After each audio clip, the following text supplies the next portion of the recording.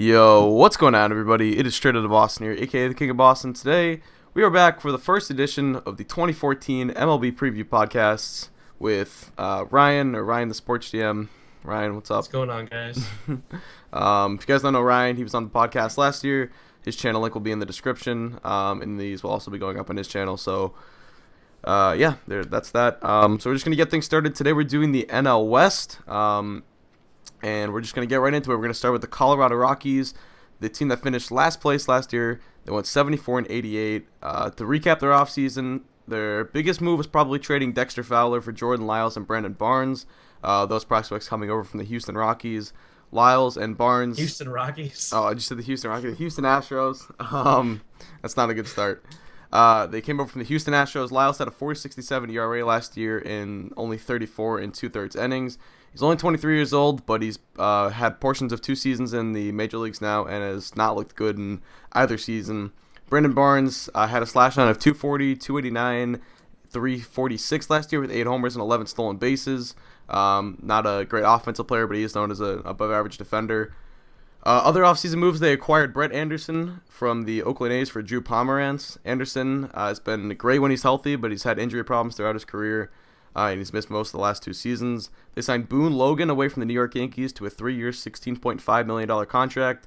Logan, very good against lefties. He had a 3.38 ERA last year and ended up with a 10.3 Ks per 9 and a 3.8 walks per 9, so that's pretty good over the last 4 seasons. And they also signed Justin Morneau to a 2-year contract with a mutual option for a 3rd year. Could be a good value signing there.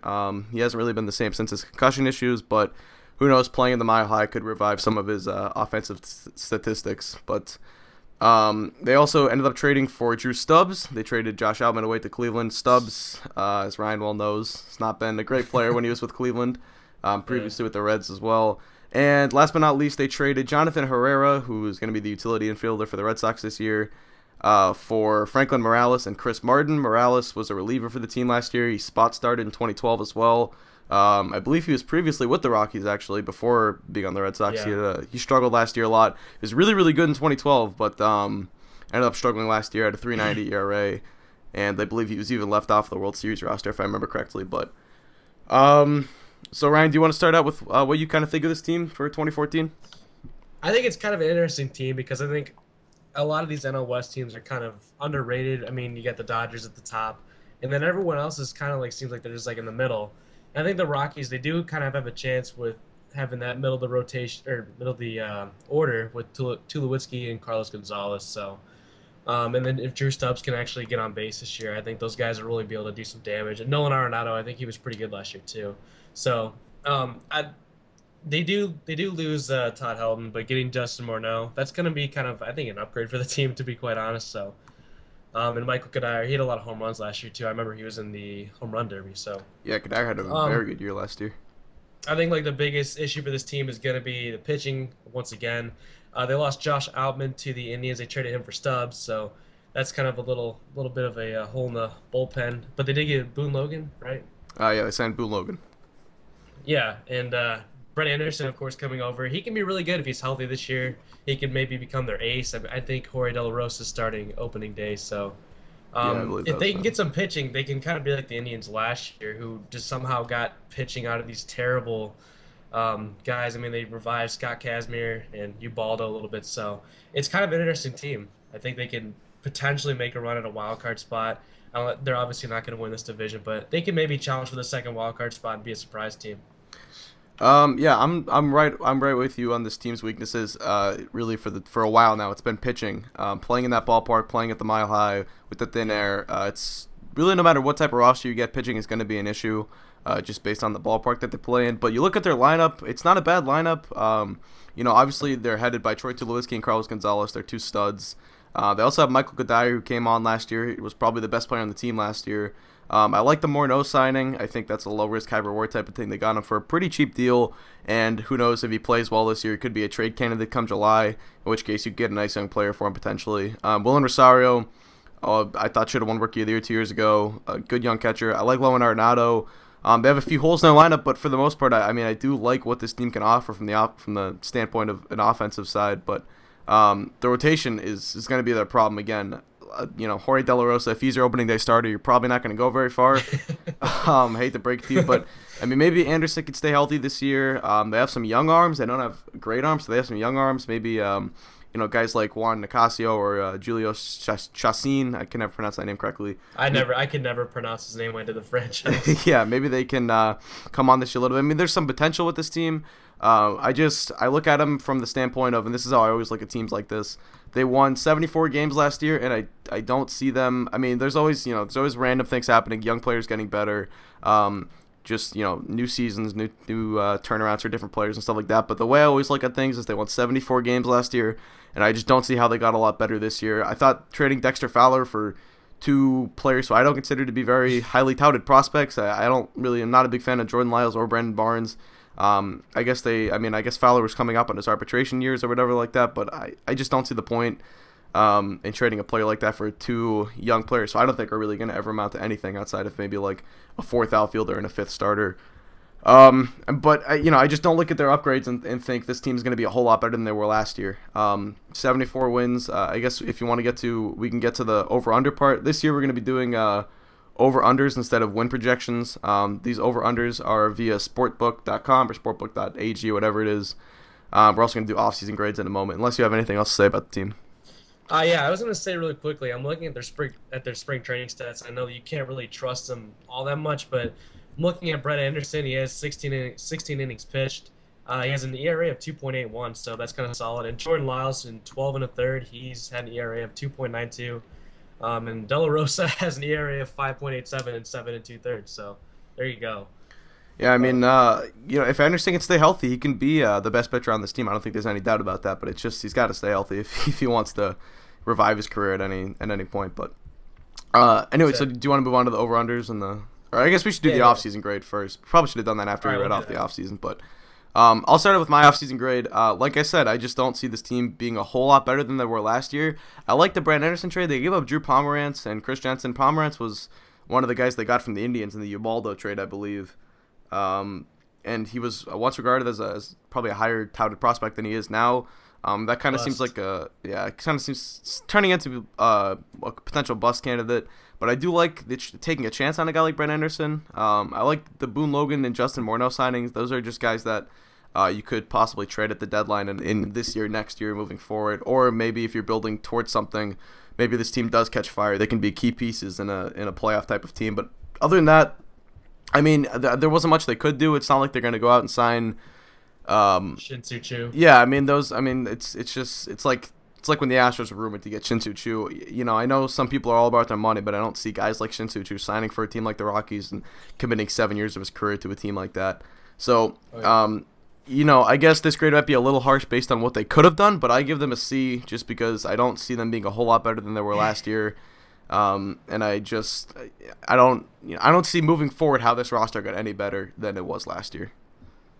My offseason grade for them, I'm giving them a C+. I mean, yeah, just like Ian said, there really wasn't much that they could have done this offseason. I mean, maybe try to go after like a reliever or maybe Matt Garza. I mean, Matt Garza, he signed with Milwaukee, so I mean, they're both kind of like mid-major teams, I guess, right now. But there wasn't much they could have done. So whatever they did do, they got a C+. It was just kind of like average, but not really, really bad either. So. And the over/under on this team via Sportbook is 76.5. So last year they won 74 games, so 76.5. That'd be, if you're going over, that'd be a 3-win upgrade. I'm gonna go with under, but honestly, I feel like this team is one of those teams that I would not, like if I was actually a betting man, I would not bet on this at all, just because I feel like this team could be anywhere from 71 wins to 81 wins, or like you said, I mean they do kind of have that potential to make some sort of run. But my gut says under, but I honestly, like I said, I would not place any weight on this at all. Beforehand, I put my actual projections for the record this year. I had 76 and 86, and the over/under at 76.5. So I'm gonna stay with the under on that one. I think that this team does have the potential to do it, but I just don't think they're not gonna do it. So. All right. So Ryan, do you want to move on to the San Diego Padres? Yes, if I can find them. There we go. All right, San Diego Padres last year were 76 and 86, which was good for fourth in the NL West. This season they signed Josh Johnson, and Josh Johnson used to be that really, really just an ace type guy. Then injuries have kind of put him off. I know last season he had, he had 18 starts last season. So he dealt with a lot of different injuries. He had knee problems, and I think he had bone spurs removed from his, right there, bone spurs removed in his arm this offseason. So he's only topped 200 innings in his career once. So, I mean, if they can get something out of him, it's going to be really high reward, low risk. So they also traded a bullpen piece, Luke Gregerson, for Seth Smith. Seth Smith batted 253, 329, 391 with 8 home runs and 410 plate appearances last year. And he is a very good defender and bats a lot better versus righties. And then they traded Anthony Bass to the I can't talk right now. I need some water. All right, they traded Anthony Bass to the Astros for the #1 spot in the Rule 5 draft, and with that they selected Patrick Schuster from the Diamondbacks, I believe. I remember watching that for some reason. But he's likely to be a lefty specialist this year. Of course, in the Rule 5 draft, you have to keep him on your roster for the entire season, so they're going to do that, and I don't know what he's been doing this spring. I'll have to look that up a little bit. But he is expected to be on the roster. And then they signed Joaquin Benoit to a 2-year, $15.5 million deal. Last year with the Tigers, he had a 2.01 ERA with 9.8 Ks per 9. So you get some good numbers from him. And then they signed Tony Sipp from the Indians for a minor league deal. I don't know how he's doing in the spring, but we'll have to check that a little bit. So what do you think about the Padres this season? Oh, I didn't see that one as well. Traded Logan Forsythe to the Rays in a seven-player deal that sent away Brad Boxberger. They got him from the Reds, and they sent 2 pitching prospects and a second baseman. And they got from the Rays Alex Torres and Jesse Hahn. I think both those guys are going to be on the pitching staff this year. They've had a lot of injuries with their pitching staff this spring. So what do you think about the Rays this year? Well, I think the Rays. Yeah, I was going to call you out on that, but I do like some of this team's offseason moves. I like the Josh Johnson signing. He's a guy that a couple years ago was regarded as arguably one of the 10 or 5 or 10 best pitchers in baseball. Maybe he can regain some of that form, moving back to the NL, moving into a hitter's ballpark. There's always that potential there. The Luke Gregerson for Seth Smith one was interesting. They were trying to trade Gregerson at the deadline last year. They settled for getting a guy who's, Smith is 31. He is what he is at this point, but he is a platoon type of player. They can use him in some sort of fashion. I don't know exactly where they might, but he definitely has a use for them. I was not a big fan of the Joaquin Benoit signing. He's like 30, but Benoit's like in his upper 30s, I believe. I don't know the exact age off the top of my head. I think he's like 36. He's like 36. My thinking with the guy like that is Benoit's been a serviceable reliever for his entire career, but he's never really been what he was last year before. And I feel like I doubt he's gonna duplicate. That's the word I was looking for. I doubt he's gonna duplicate what he did last year with Detroit. But that's another case of a guy moving to the NL. Maybe he will sustain that. I kind of doubt it. I like getting Alex Torres, though. Torres was really good for the Rays last year. He had a 1.71 ERA. He used a lot against lefties last year. Only 26 years old. He can be a bullpen piece for the future potentially. I like that idea of it. The Padres are a team that I've always looked at for the last couple of years as a young team. A lot of young pieces. I like the management they have going there. I think they're going in the right direction. They have, like I said, just so many. They have one of the better farm systems in baseball the last couple of years, especially after the Matt Latos trade. But some of those prospects haven't panned out as they'd like them to. Yasmani Grandal is one of them. Yonder Alonso's been good but not great. Casey Kelly is the guy that they got in the Adrian Gonzalez trade, who they were hoping to pan out a little bit better than he has so far. They did end up swapping Anthony Rizzo for Andrew Kashner before last season, which I was not a fan of at the time because I was a big Anthony Rizzo fan, but Kashner was fantastic last season, and it's looking like he could be the potential top half of the rotation starter for them for the next, 6 years or something like that. So I like this team. It's a young team. I put them in the same kind of category with the Rockies, as I don't know where this team could be. They could end up anywhere from 71 to 81 wins, kind of in that range. Just because you have a team with so many young players like that, a team with so many players who kind of have this, and I don't like throwing out the word potential, but you do have players who could have breakout years, like a Yonder Alonso or Carlos Quentin. Yeah, or Carlos Quentin, or Jed Yurko's guy that I didn't mention, but he had a late power surge. I think he had like 15 home runs in the last 2 months of the season or something like that. They also have Chase Headley, a guy that they might end up looking to trade for at the deadline. They're trying to work out a long-term contract with him, but it seems like if my gut would tell me that that's not going to work out. that he's probably going to end up either being traded or just walk at the end of the year from free agency. So that's another player that, if management was smart, they would look to trade him and try to get a couple nice prospects back for. That I do like the front office that they have going there. Like I said, I like the direction they're going in, but I think they're still a couple years away from really being anything more than kind of this mediocre team that they've been for the last couple of years. What do you think? Well, I think that this team has a couple keys that they can get back to being like above 500. A lot of people are picking this team to be a sleeper team this year, and I kind of agree with that. I always kind of like the Padres. They seem like they can really be a team that can sneak in, but they really need a healthy season, a full season from Carlos Quinn, because when he's healthy, he hits 275, 363, and 493. So that's a really healthy slash line from an outfielder for the Padres. And then they need Everett Cabrera back, because with him last year they were 48 and 47, so they can definitely use him. They need some consistent pitching, like you said, Cashner. They do have Josh Johnson, and if they can somehow get him going and actually healthy this year, he can be a really, really great asset. And Ian Kennedy, who this spring, Ian Kennedy has an ERA of 6.59, so hopefully he can recover in the regular season. But and finally, one of the major things is that in runners in scoring position, they only batted 237 last year with 332 Ks. So Jesus. Really need to, that's ridiculous. So they really need to cut down on that. But if they can just kind of limit those strikeouts, because last year they had a ton of strikeouts. So they had 1,309 last year. So if they can cut down on those strikeouts and actually put the ball in play, they can definitely probably turn that into some success this year. So. You want to get to the offseason grades now? I'll just kind of say one thing and playing off what you said. I can definitely see the idea of this team being a sleeper team. I'm just looking at their pitching right now.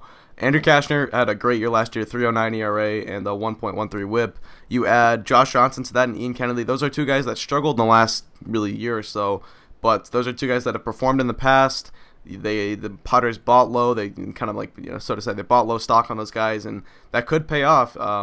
You add that to a rotation with a guy like Eric Stoltz, or maybe Casey Kelly comes up this year. Their bullpen, they still have Houston Street. I think he got Tommy John surgery. Oh, did he?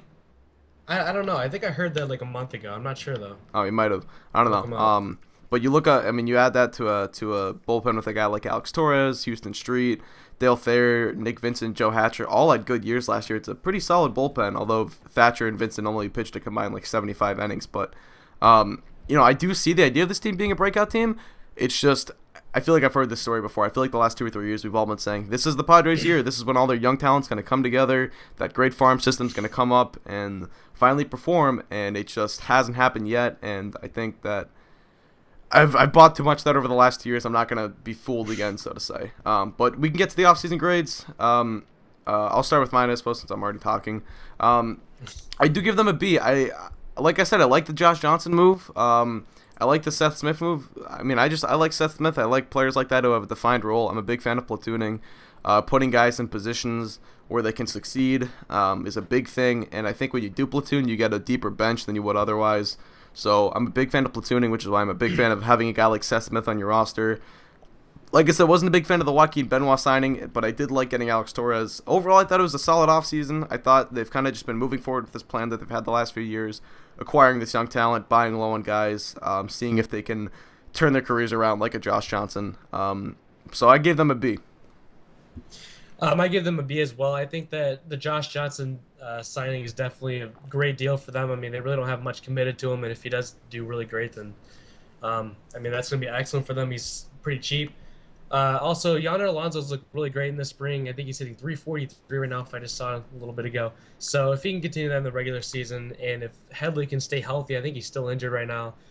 They really need just a lot of what ifs to happen, which is kind of like a scary thing for a team. But I think at the same time, I think some of these guys can turn it around, hopefully. So I'm just gonna give him a B though. I think it could have been better, but I think it was pretty solid for this team. Like you said, getting Seth Smith. I actually like the Joaquin Benoit signing, because they lost Luke Gregerson when they got Seth Smith, so they needed a little bit of help in that bullpen. So whatever. I was gonna say something, but I'll forget it. So the over/under on this team is 78.5. Last year they went 76 and 86. So once again, the same gap with the Rockies and their over/under. It's 2.5 wins. Do you think this team's gonna be 2.5 wins better than they were last year? I like their offseason. I think they could be. But like I said, I'm tempted to go over on this. just because, 2.5 wins better. I feel like they can do that with the pieces that they added and, some of those young guys coming up. But I just think it's the Padres. Like I said, I've heard this story before. They're going to come up and the young talent's going to finally come together and have a good season. I think Cameron Maybin's out for 12 weeks or something like that. So that's going to be a big blow. Although Maybin's really never filled up to, what the word would be, lived up to expectations. But nonetheless, I think that's still a blow. That's a guy that they can count on, or that they want to count on for the future. But not having him in the lineup, that sucks. I don't see this team going over 78 wins or 78.5, whatever it was. Just because, like I said, I've heard this story before. I've heard this young talent story come up before with this team, and it just hasn't happened the last couple of years. I don't think it's going to happen this year. I'm kind of a fan of the Padres, so I do think that they are going to actually go over on the 78.5. So I'm going to pick the over on that one. I think that my prediction is 84 and 78. I don't know if they're going to get the playoffs. I really feel like they're more likely to miss the playoffs this year. But I definitely think that they can be an above-average team with getting over 500, and they can definitely maybe be second in the NL West this year. So we'll see. But I'm going to pick the over on that, and 84 and 70 is my prediction. All right, so we'll move on to the San Francisco Giants, unless you have any final thoughts on the Padres. Nope. All right. So the Giants last year, very disappointing season. 1 year removed, I should say, from their 2012 World Series championship. They ended up only winning 76 games last year, finishing third in the NL West. They did make some, not some huge offseason moves, but they did make a couple splashes. They signed Tim Hudson to a 2-year, $23 million deal. Hudson had, I believe, a 4.01 ERA off the top of my head last year before going down with a very gruesome ankle injury. Nasty injury. Yeah, it was really bad. When Eric Young stepped on his ankle trying to reach first base on what would have been an infield hit. They also re-signed Ryan Vogelsong, who was, if you guys might have remembered this, he was 33 when he came up with the Giants and ended up being a big part of their last two World Series teams. He struggled last year due to injuries, and you can maybe attribute some of that to playing the World Baseball Classic. A lot of people like to blame that stuff, or blame a bad year like that with an injury-plagued year like that on too much stress early on in the year. A lot of people I heard was not a fan of Vogelsong participating in the World Baseball Classic due to his workload over the past couple of years. They also signed Mike Morris to a 1-year, $6 million deal. That's an interesting signing. I'll talk about that in a sec. They also acquired David Huff from the New York Yankees, who had a bad year last year, 4.67 ERA in about 35 innings. What do you have to say about the San Francisco Giants? I know you're going to talk about it too, but definitely this Mike Morse signing is very interesting for this team. I think last year when he only batted .215, .270, .381. Before that, though, with the Nationals, he went .296, .345, .516, and with 64 home runs. I think he was in the top 10 with most home runs in 2 seasons, something like that. So I think it's a very interesting signing. If he can actually produce over there in the NL, I think that's going to be really interesting for them. What do you think? Morris was a case to me of a guy who comes up. I mean, he debuted in 2005 when he was with the Seattle Mariners, but my dad always tells me about these guys whenever, when Darnell McDonald came up for the Red Sox or Pedro Siriaco and they did really well. And my dad was always like, hey, don't get too into it. There's a reason this guy is just coming up as a 29-year-old. And Morris kind of felt like that type of guy to me. He had a really, really good year in 2011. Actually finished 19th in MVP voting. Got a couple MVP votes. Ended up with a 910 OPS and 31 home runs. But that was his age 29 season. His age 30 season, 2012. He ended up coming back down to reality a little bit. 791 OPS, 18 home runs. But he really hasn't been the same since. And I don't know if he's ever going to get back to that place. But it is another case of this low-risk, high-reward type of guy. Maybe you can kind of dip back into that tank and maybe try to revive some of what was for a guy like Mike Morris. What do you think about the Tim Hudson signing as well? Hudson was an interesting one. He's a guy that was not that good last. I mean, he was solid. He would be like a middle rotation type of guy. He had a 4.01 ERA. I don't know what his WHIP was off the top of my head. I don't have his stats in front of me. But then you take a guy like that and you give him that bad ankle injury, which, is not a type of injury where he's going to have nerve damage or tendon damage in his arm or something like that, which is obviously would be a terrible thing for a pitcher. But a plant's leg, and I believe it was his right ankle, which would be his plant leg, or his push-off leg, I should say, that can be bad for a pitcher if he has serious damage there and cannot recover. I don't know how he's doing in the spring. I don't have that at the top of my head, but It's a guy that I don't know if I would have committed $23 million to, but, it's another type of player where he could be good. He could be, 2012 Tim Hudson, or he could even if he gives the Giants what he was last year pre-ankle injury, I think they'd be fine with that. I mean, you're only paying $10.5 million to him. Sounds like a lot, but on the market these days, that's what you pay for a middle-of-the-rotation type of guy. If Kane can bounce back, and like I said, if Vogelsong kind of bounce back, you have a pretty solid rotation if you can put it together with the Hudson, Kane, Lincecum, Bumgarner, Vogelsong. I mean, those are 5 guys that have pitched well in the past in recent memory and can pitch well again. I'd like to think can pitch well again. So in that sense, it's a team that could rely on its pitching, much like they did a couple years ago. They also ended up having, as you wrote down here, 5 batters in their starting lineup who hit over 278. Marco Scudero, Pablo Sandoval, Buster Posey, Hunter Pence, and Brandon Belt. They re-signed Hunter Pence to a 5-year contract. Brandon Belt had a great second half. He really progressed. He ended up with a plus 800 OPS, I believe. So that was good. It's another one of those teams that could finish in a lot of different places. They were pretty injury-riddled last year. I don't see them being quite as bad as they were last year. But a lot of people have high expectations for this team, and I don't see how they're going to get too much better outside of just recovering from injuries.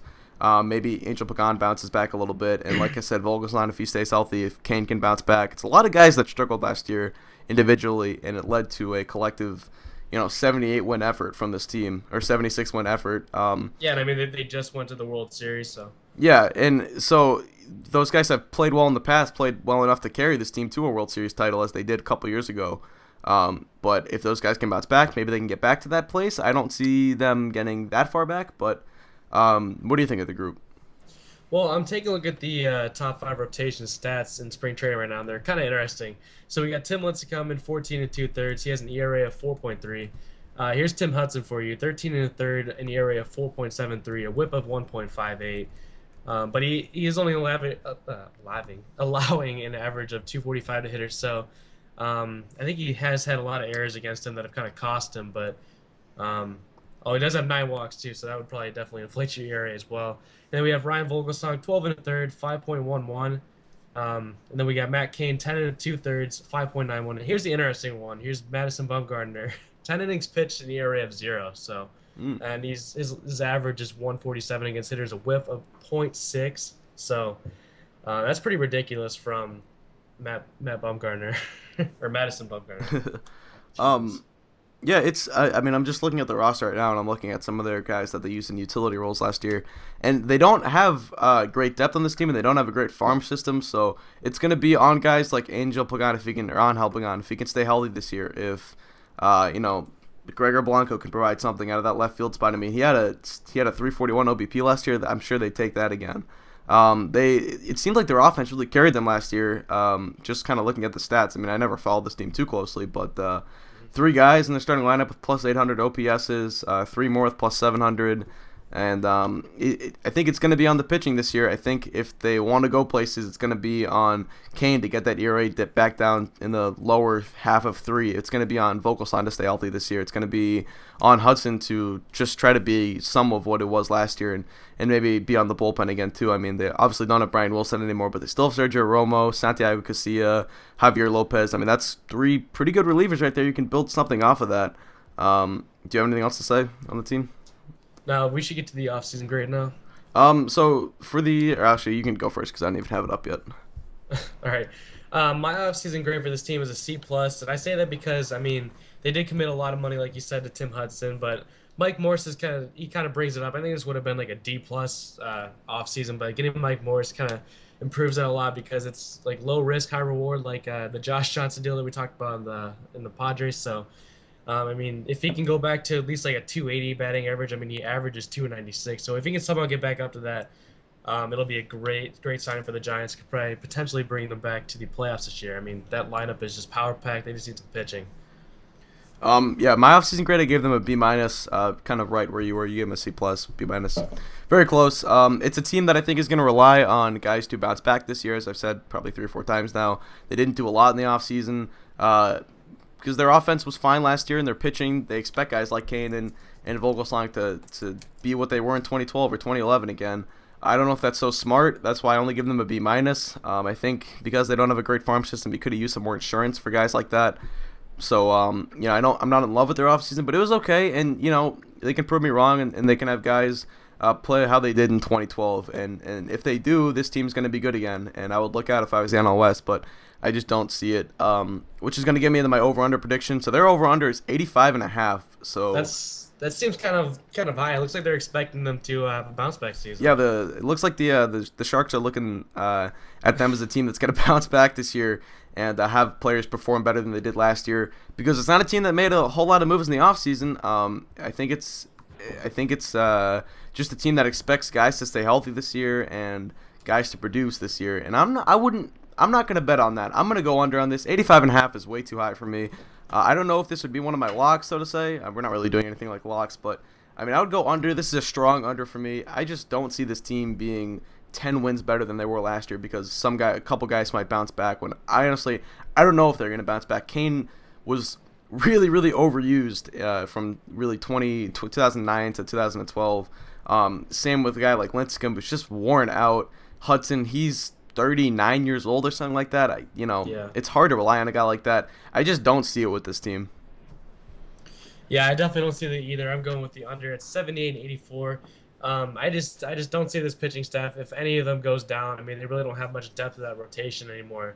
So I'm definitely going to be taking the under. I think that I'm sure an injury might occur to any one of those five guys. There's no way that all five of them are going to make it through the season healthy. So I'm definitely going to take the under. I think this team could really become a disaster this year.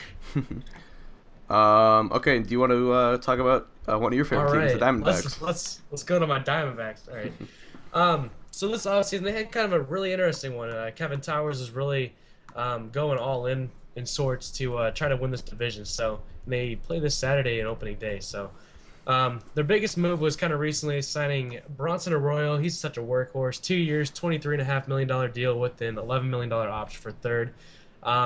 His walks to strikeout ratio is just crazy. It's usually at around 5. He has a 1.2 walks per 9, and he's, like I said, he's a workhorse. He's logged at least 199 innings per season since 2005. So that's eight seasons of just about 200 innings or more. This rotation, we're going to talk about that later, but it can become really interesting. Obviously, losing Patrick Corbin is a huge blow for that rotation. He was their ace last year, clearly, and that's going to be a major injury for them. Also acquired Addison Reed. He's only 24 years old, and he's actually becoming the team's closer. They got him from the White Sox for Matt Davidson. Over the past 2 seasons, 69 saves, ERA of 4.2 with a 9 walk. God, I can't talk today. I'm so pissed. 9 strikeouts per 9. Oh, my God. But here was a major deal. This came during the winter meetings when they traded for Mark Trumbo, which I actually really love this deal. This 3-team deal sent Tyler Skaggs to Los Angeles and Adam Eaton to Kyle's team, the Chicago White Sox. There's some interesting notes on Trumbo. He has some terrible sabermetrics as an outfielder. He's a terrible defender, but he hit 34 home runs last year, and the whole Diamondbacks team, the whole Diamondbacks outfield hit 34 home runs collectively, and he's going to be in left field this year. So he's going to be providing a ton of power for him and Paul Goldschmidt. You remember Paul Goldschmidt finished second in the MVP voting last year. And they did trade Heath Bell away to the Rays. The Diamondbacks really didn't get too much back from him, though. So, that's basically all I got on the Diamondbacks for their offseason moves. So what do you think about this team, Ian? I think we're going to say the same things we said about the team last year.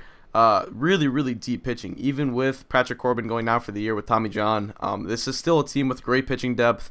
They still have young guys like Randall Delgado, Archie Bradley, and they still have Wade Miley, Brandon McCarthy, Trevor Cahill. It's a team with great pitching depth. I love Bronson Arroyo. Obviously, I've seen him play in person in the past, being a Red Sox fan. They traded him away for Willie Mo Pena in the offseason of 2006. He went on to be an all-star the following season, ended up with a 3.29 ERA.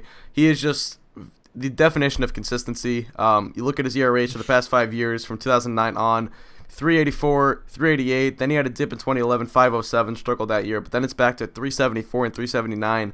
You know what you're getting out of him. Over 200 innings every year except for 2011, since 2004 was last year before that. When he didn't have 200 innings, and he ended up with 180. So he's a workhorse, like you said. He's a guy that you know what you're going to get out of him. He's going to be solid. He's going to give you innings. He's going to give you solid starts. Not going to be, your staff ace, but he can be, a third or fourth guy on a really, really good rotation. Obviously, one of the best leg kicks in baseball. So I love that signing. 2 years. He's 37 years old. You can worry about some wear and tear on that, especially with a guy who throws 200 innings every year. But I wouldn't be too worried about it. I feel like a guy who's been that consistent up to age 36 is going to be fine going into his age 37, 38, and even 39 seasons.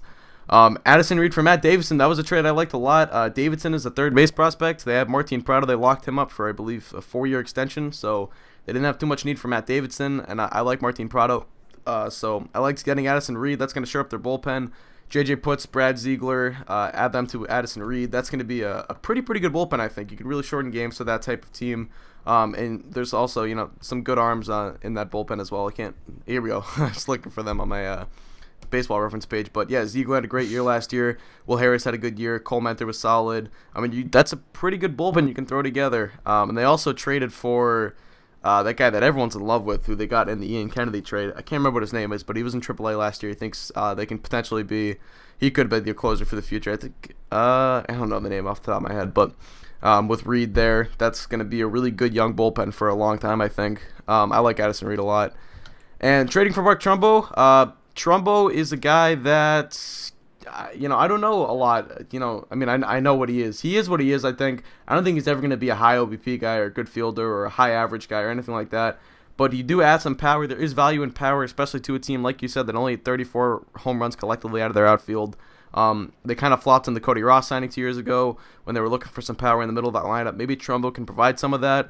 I like Trumbo as a player. I just don't, like you said, the sabermetricians and the advanced statistics guys hate him as a player. I wouldn't go that far to it, but I do like Mark Trumbo. I think he has value to that team. But I also traded away Heath Bell. They got nothing for him, but he was just a bad contract and a bad egg. So it was fine. I didn't mind them giving him away for a couple minor leaguers. But like I said, it's the same thing with this team last year. Great pitching, some decent offense. If Aaron Hill could stay healthy, that's going to be good. Goldschmidt was an MVP candidate last year. Trumbo, you add it to that lineup. Prado at the top of the lineup, probably. I do like this lineup. I don't know exactly how it's going to go, but I do think this team's going to be better than they were last year. They only won 81 games last year. I thought that was a bit of a disappointment. And they stumbled at the end, too. They were in the wild card chase for a while. They were right with the Dodgers, and then the Dodgers went on that 53-7 streak where they just blew the Diamondbacks out of the waters, and they didn't have a shot at that point. But I do like this Diamondbacks team. It's a team it's another team with a good farm system, really deep pitching, and I think that they're going to be better than they were last year at the very minimum. But what do you think? I'm looking at some of the spring training stats for this lineup, and Martin Prado in 40 at-bats has 19 hits, 475 average, so they need a really good year. I think Martin Prado is going to be the key because he hits second right in front of Goldschmidt, and for what it's going to be, Mark Trumbo probably can clean up. And if he can get on base for these guys and actually get on base this year, he has an OBP of 488. So, if he can get on base for these guys, like I said, this offense is just going to start going. I think Mark Trumbo is also going to be one of the keys to this team. If he hits 34 home runs for them, they need that power right in front of him for Goldschmidt. Like you said, Goldschmidt was an MVP candidate last year. I thought he should have won it, honestly. But he's only hitting 250 this spring, so kind of worrisome. But like I said, you can't really trust these spring training stats. Yeah, I wouldn't worry about that. So. Yeah, I really wouldn't worry about that either, too. But I think this team, if this pitching does really well, they need to fill in for that Patrick Corbin injury. That's going to be really devastating for this ball club. He was just so good last year, but the rotation of Wade Miley, Trevor Cahill, Arroyo, McCarthy, Randall Delgado, even Archie Bradley, hopefully.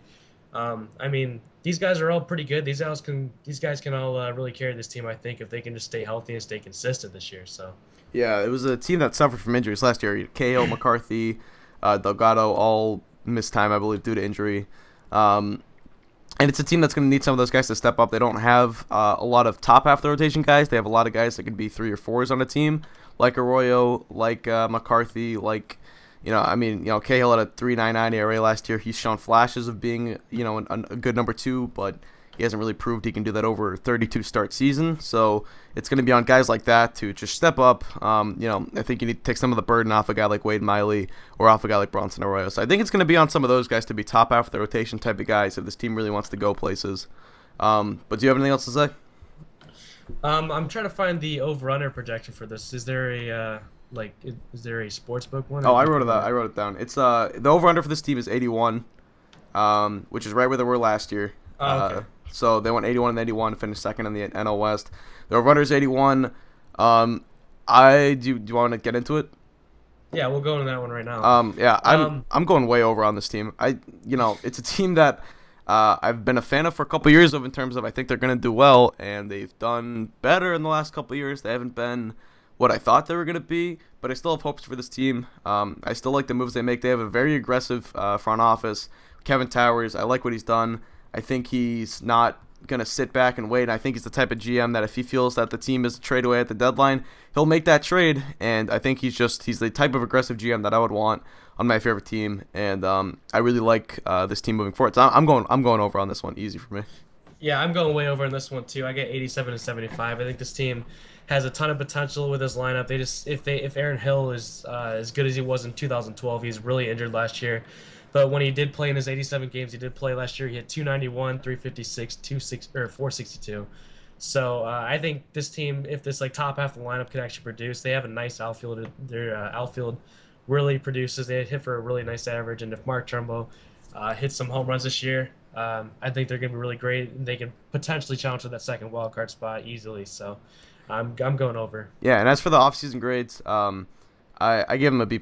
I just liked this offseason. Like I said, I like Kevin Towers. He's really aggressive. I loved the Arroyo signing, and then two more moves I liked, the Reed trade and the Mark Trumbo trade.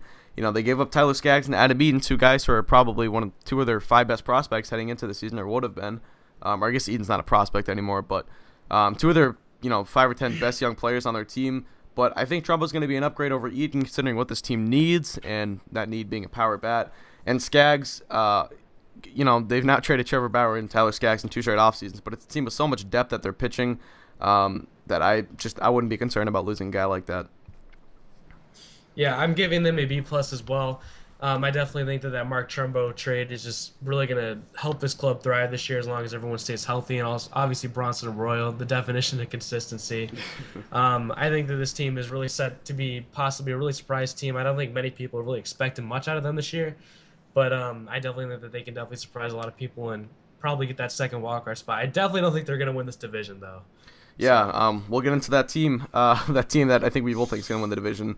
So last but not least, the Los Angeles Dodgers, 93 and 69 last year, first in the West, made it all the way to the NLCS before falling to the Cardinals in 6 games. To recap their offseason, they extended Clayton Kershaw to a ridiculous 7-year, $215 million contract. You can say whatever you want about that, but that just means Kershaw is going to be on the team for the next 7 years. So you look at that part of it, that's a pretty good signing, I would say. Money excluded. But they also signed Dan Herron to a 1-year, $10 million contract, I believe.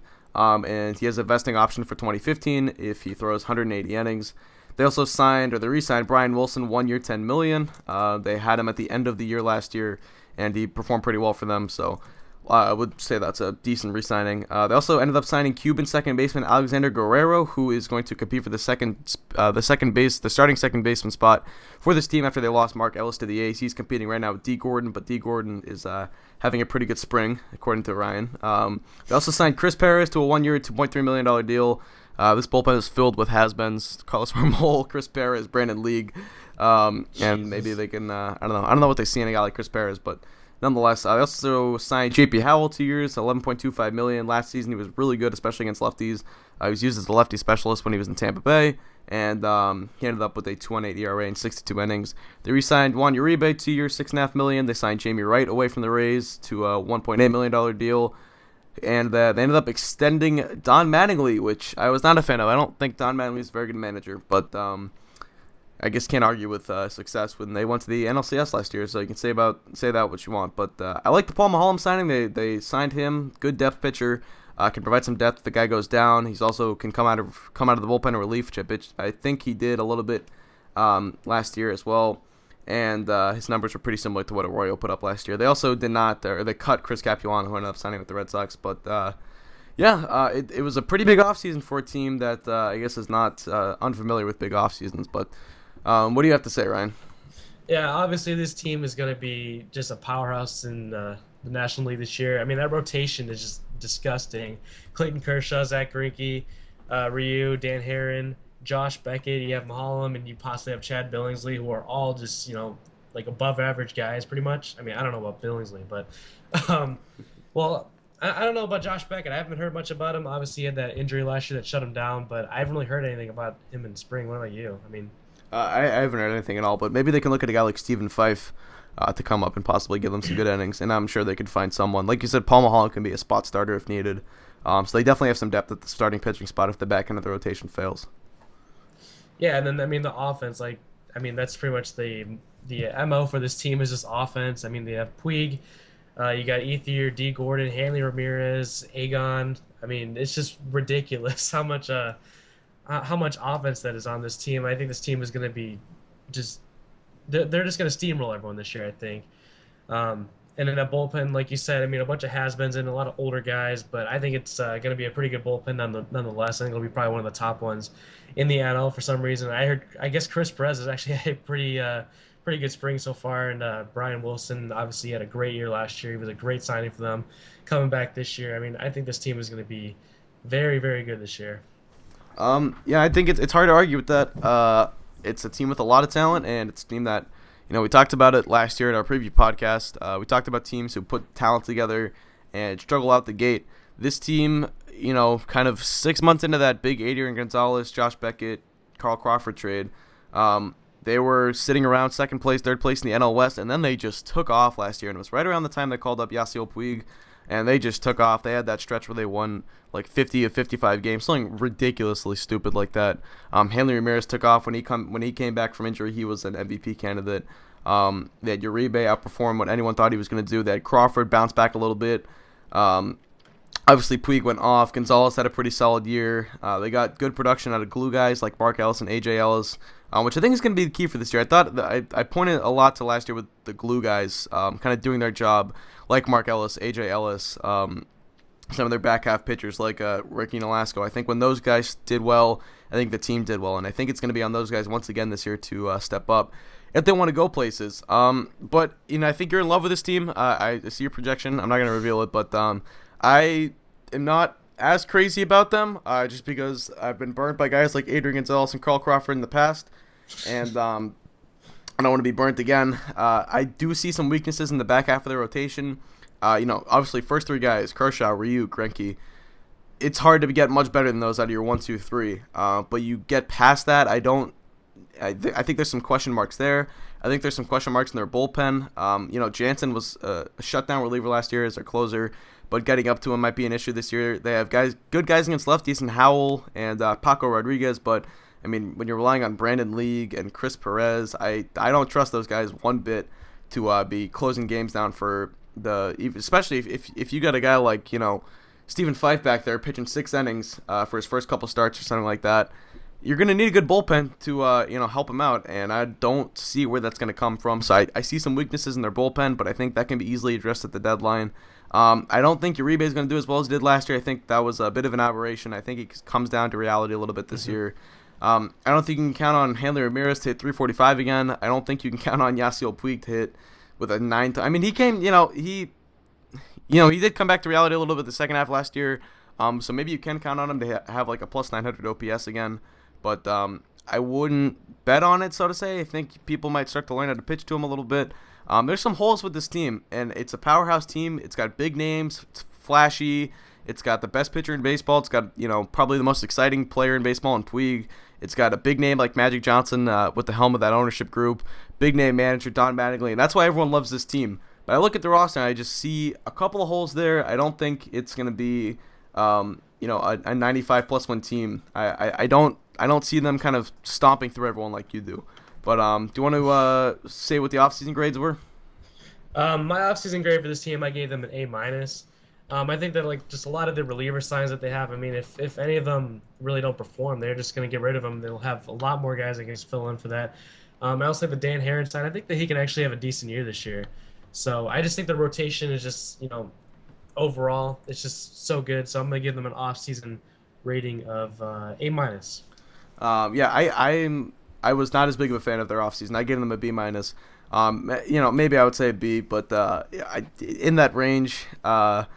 Alexander Guerrero, if he works out for them, that's going to be a good signing. 4 years, $28 million. That could become a big bargain for them, but I wasn't a big fan of re-signing Brian Wilson after like 12 shutout innings or something. He only pitched like 12 regular season innings, and he looked good in the postseason. But I was not a big fan of committing $10 million to him. I didn't like committing $10 million to Dan Herron.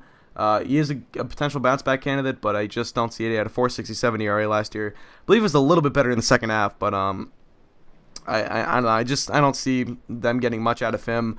I didn't love re-signing Uribe to a 2-year contract. I felt like they could have upgraded at that spot, but I guess, if he gives them what they gave him last year, then you can't complain out of a guy, what do you have, like a 750 OPS or something like that. So I think they'll take that if they get him out of him. I just don't think they will.